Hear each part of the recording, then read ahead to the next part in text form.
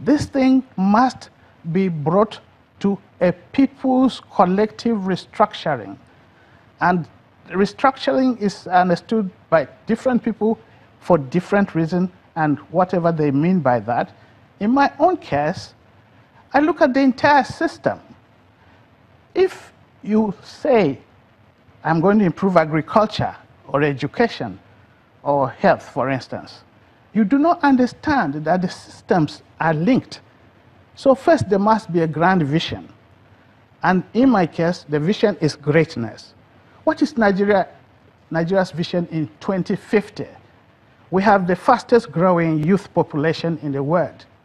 So the development should be youth-based. It should think of providing education. It should think of holistic issues. We want to eliminate malaria, for instance. We have to think of education, health, agriculture. We have to think of social development. We have to think of youth development. We have to think the system is interlocked, and it cannot be opened unless there's a grand vision. And this grand vision means anything that has not worked in Nigeria should be removed. And this removal must be done by the people collectively being driven to make fundamental changes that will come in terms of our consciousness of a vision of greatness that must be built, must be harnessed by a system of education. If you want to eliminate corruption, what is the best way of doing it? Is it to move around and arrest people indiscriminately, or you have a systemic approach? And now, one of the biggest failures of this country has been the particular way in which the political structure, the people who are in power, do not change from the old ways of doing things. And the old way of doing things is simply for 3 million Nigerians to think that the rest of the people do not matter.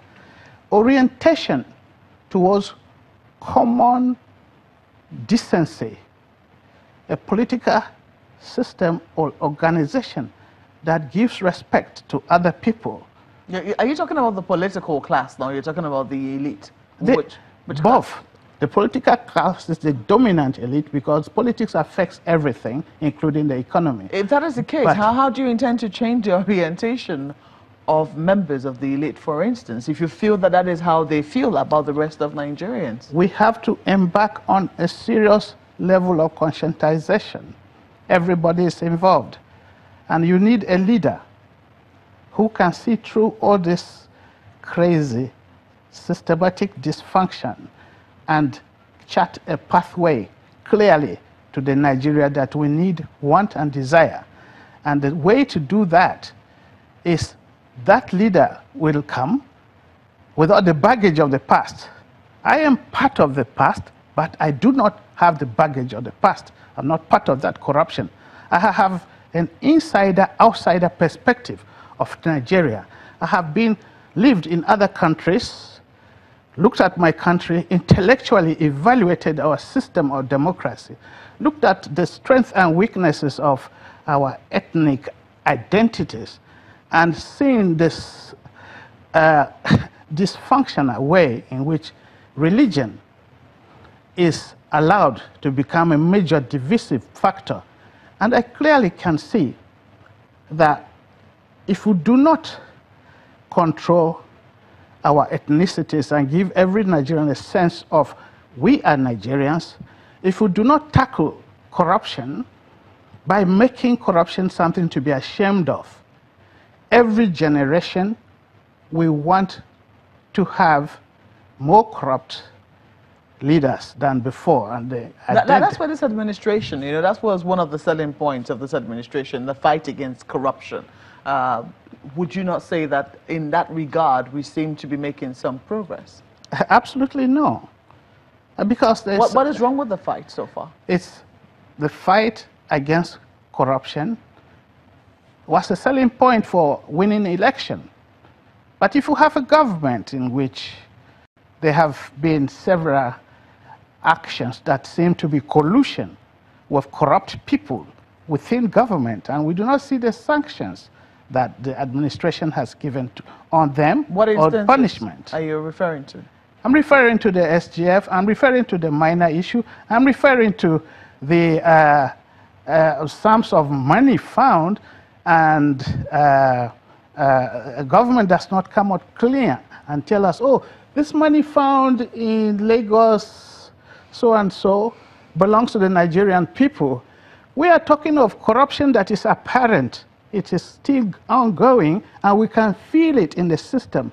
People still cannot buy government services unless certain palms are greased. And it's an open thing. Transparency International, which was the indicator for judging previous administration, has said that this government is corrupt. And it seems to me that a government that bases itself on integrity should really deal effectively with integrity issues. A minister of finance is there by the virtue of a forged NYC certificate. And the government does nothing about it, even after she has admitted, oh, I didn't know that. That remains an allegation. She hasn't said anything on that. Of course. Yeah, it remains an allegation.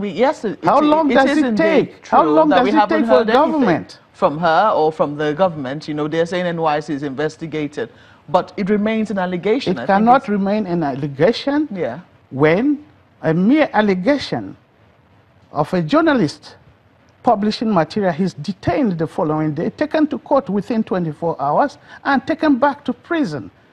This is not right. An allegation that is of such weight can easily be discussed, can easily be investigated. The NYC is an instrument of government. I don't see an issue of an allegation here. It's a cut and clear case, and the government seems to think that we say it's an allegation. Let us drag on until the end of the year. There should be no sacred cows in a government that should have law and order. We have dysfunctional institutions of this government, the police system, the security system, that seem to think they are here to protect the president, and then they are against the rest of the other arms of government. This is dysfunctional. These are not allegations. We see a direct invasion of the National Assembly by masked armed forces, and the government immediately removes the person who perpetrated that, but does not rise to the real gravity of what took place, which was a coup d'etat against a section of the government. It is a treasonable offense, and we cannot be toying with this. This conversation is definitely one that needs to go on. We know that while you remain, whether or not, I mean, you emerge as presidential aspirant, as a candidate, we believe that you will continue to be involved in the issues that currently, you know, are bedeviling our country. Isn't that right? Yes, my whole life. Yes. From this moment to the end of my life, is to make Nigeria a great country.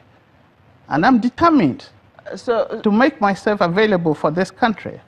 I want to believe that we'll have you again then, but we have to thank you most kindly for coming on this program. Professor Iyorwuese Hagher is an SDP presidential aspirant, president of African Leadership Institute in the USA, ALI-USA, and also President Leadership Institute of Nigeria, a former ambassador of Nigeria to Mexico, and a High Commissioner of Nigeria in Canada. The program continues shortly. Please stay with us.